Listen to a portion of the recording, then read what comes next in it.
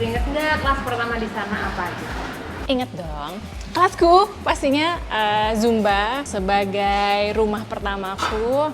Jadi selain Zumba, ada TRX dan juga ada Muay Thai. Ingat dong, Zumbanya Laila. Pada saat itu aku masih kerja, terus ngelihat kelasnya Laila dengan Zumbanya itu banyak banget yang ikut, terus semua orang-orang kayaknya happy dan enjoy di sana. Terus aku kayak ngerasa ini bukan kelas gue sih, gitu, ini bukan gue banget. Tapi kayak ngelihat orang-orang happy itu tuh aku jadi kayak, oke, gue mau coba. Dan sampai sekarang gue masih Zumba. Kelas pertama itu adalah Zumba udah pasti Laila. Tapi kan kita bapak-bapaknya si Abi sama Arka ini apa nih yang buat cowok-cowoknya? Akhirnya ada boxing. Waktu itu belum boxing namanya, itu Muay Thai. Zaman dulu kayaknya lagi into Muay Thai orang-orang gitu. Kelas pertama yang aku berikan di kelas di Sana Studio itu adalah Hitma Menbab di Poli. Itu tahun 2016.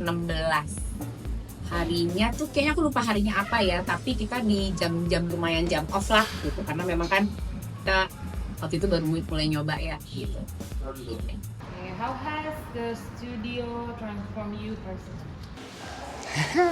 Personally, sebenarnya karena kita mulainya juga itu tahun 2012, which is sebelumnya 2011 construction-nya. Sana Studio buka Januari 2012. Transformnya berbarengan sama kayak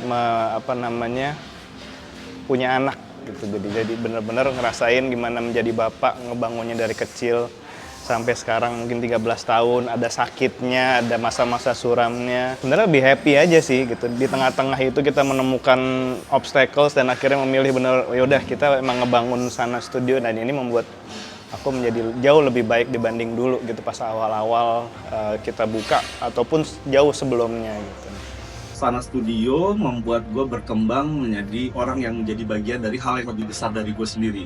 Jadi bagaimana gue berbagi diri dengan orang lain, bagaimana memikirkan setiap tindakan gue itu punya impact ke orang lain. Jadi Sana Studio selama menjalankannya membuat gue sadar bahwa gue tuh bukan hidup untuk gue sendiri gitu. Gue tuh bagian dari orang lain setiap hal yang gue lakukan. Nah karena itu yang harus hati-hati, dan sebenarnya cukup jadi orang baik aja dulu gitu. Baru nanti hal lainnya bisa mengikuti. Itu sih. Personally ya, kita boleh nangis gak ya? Ya sejujurnya menemukan Sana Studio sebagai tempat aku berkembang sebagai trainer itu sesuatu cerita yang cukup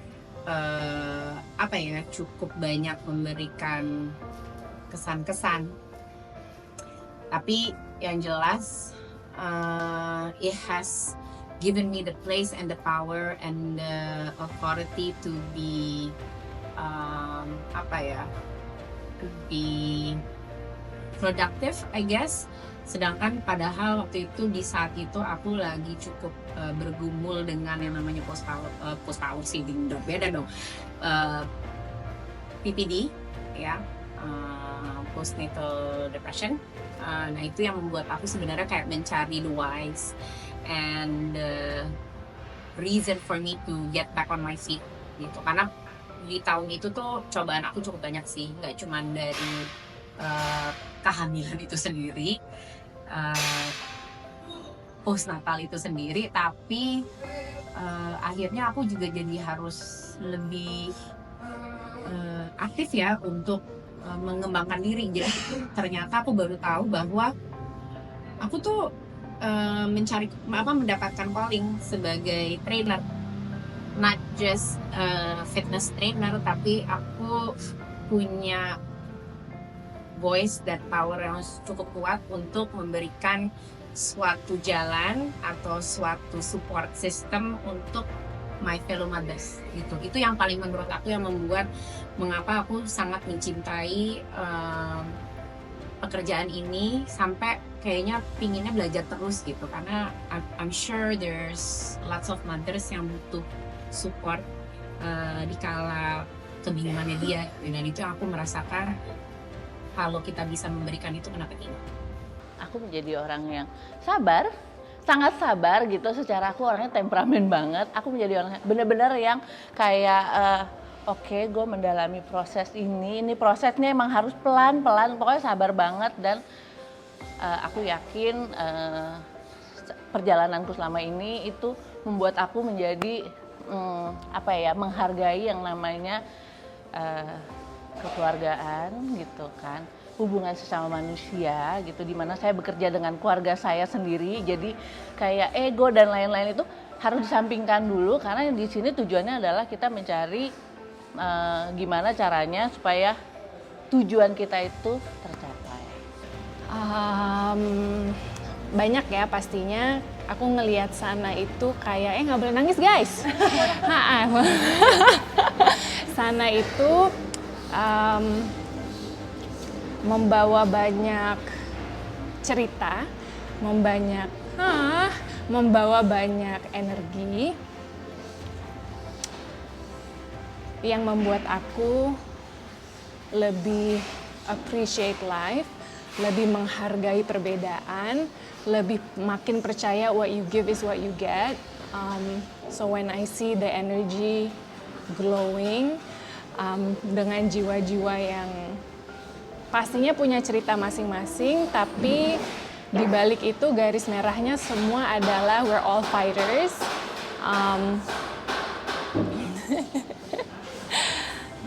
Dan ketika aku melihat itu, aku merasa we're doing good, we're doing the right thing, we're giving hopefully something yang sekarang kita lagi receiving. So I do believe in what you give is what you get. So it shapes me as a person to be aware and to appreciate those differences and blessings.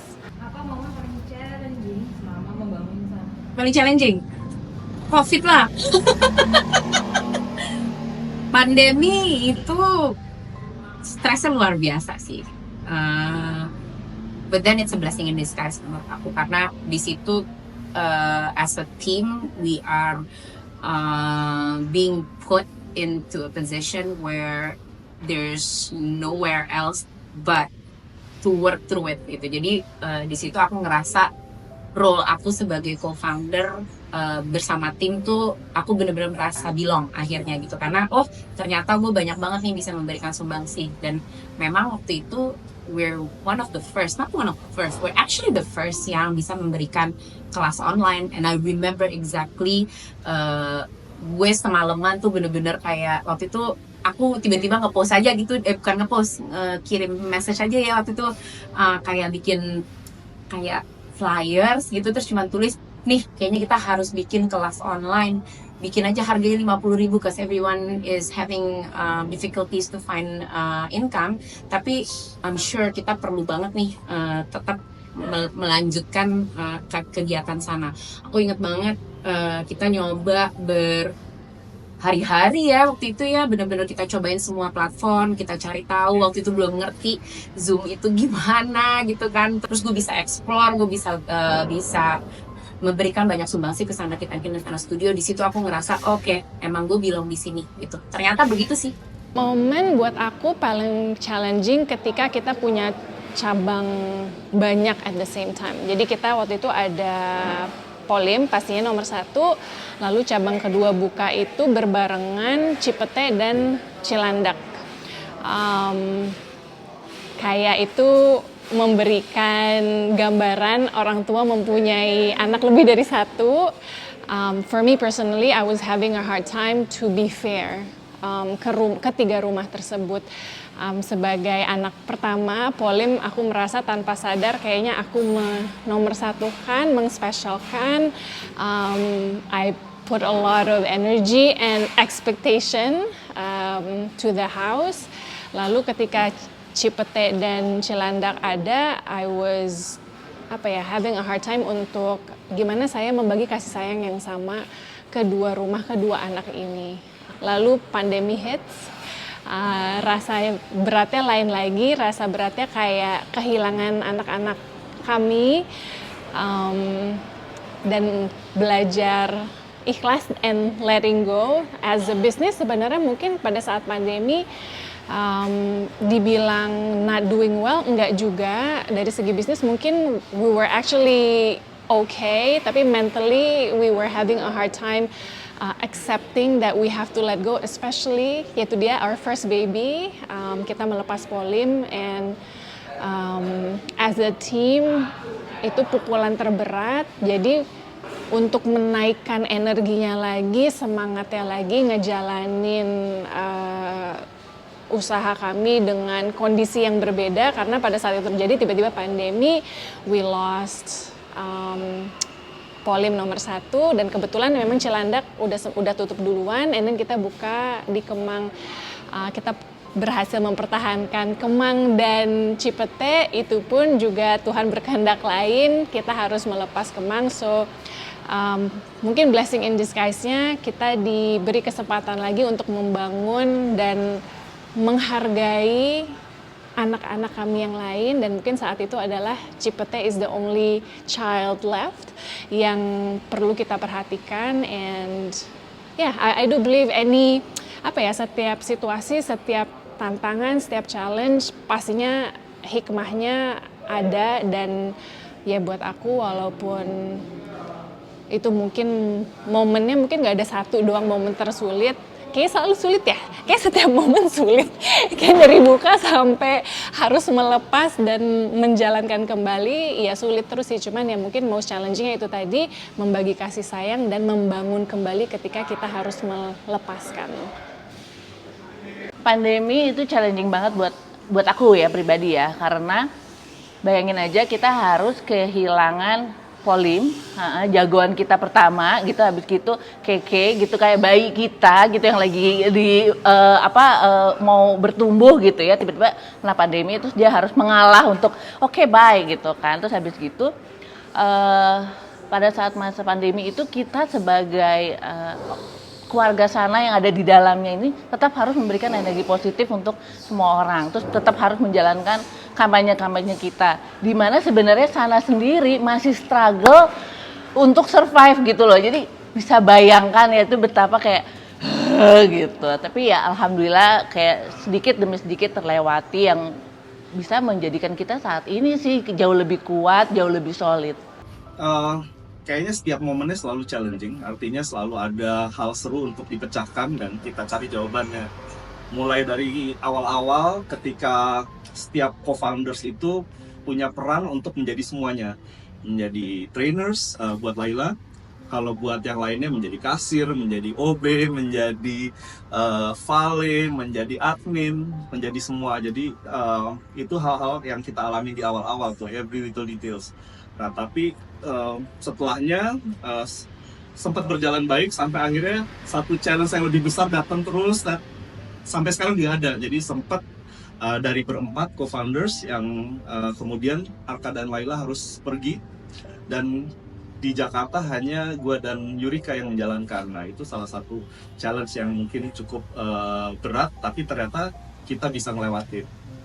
Belum selesai juga, dari situ kita sebenarnya berkembang. Tapi setelah kita berkembang and we're doing fine, ketika kita pikir baik-baik aja, ada hal terduga datang, yaitu pandemi gitu ya.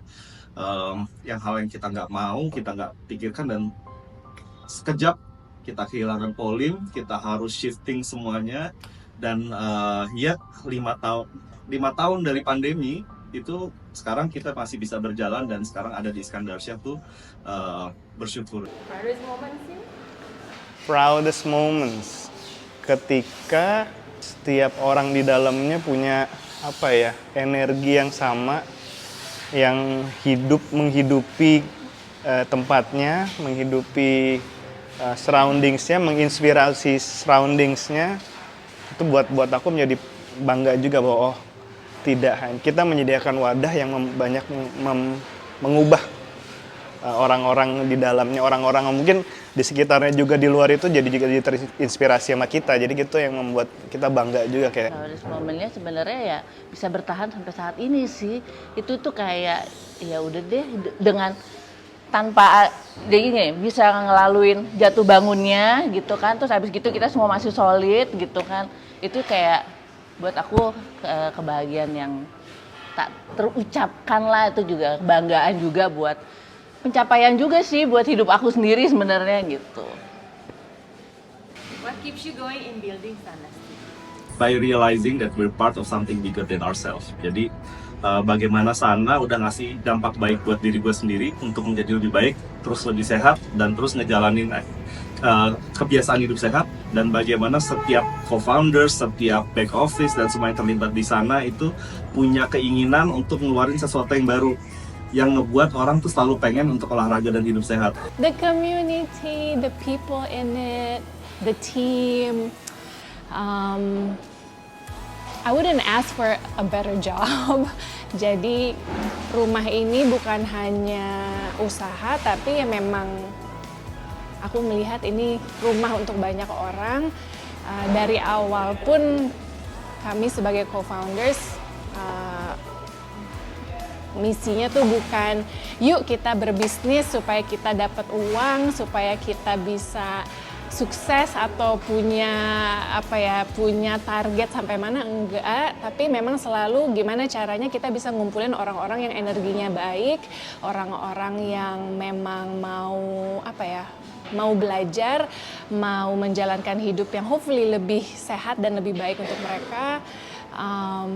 Dan alhamdulillah mau berjalan 13 tahun ini, kita melihat sendiri bahwa yaitu dia dari stranger menjadi workout buddies, menjadi keluarga sambung gitu ya.